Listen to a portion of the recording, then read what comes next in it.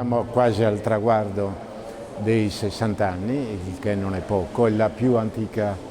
mostra dell'artigianato artistico che esiste in Sardegna, le altre sono nate sempre dopo la nostra. Non sono le imprese che decidono se partecipare o meno no, ma è il comune che con l'aiuto di qualche esperto individua le imprese più rappresentative e qualitativamente più alte di questo settore, e quindi visitare questa fiera è la garanzia che visiti e hai una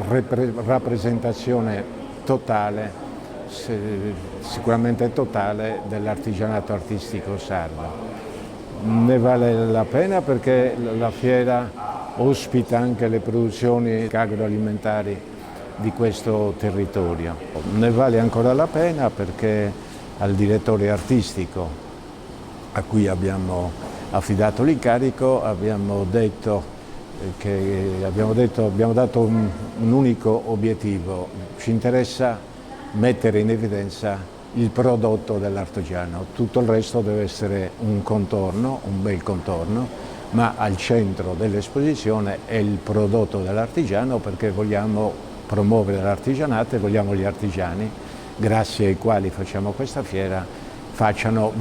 anche le vendite, perché è il loro lavoro e da lì deriva il loro reddito e il loro modo di vivere.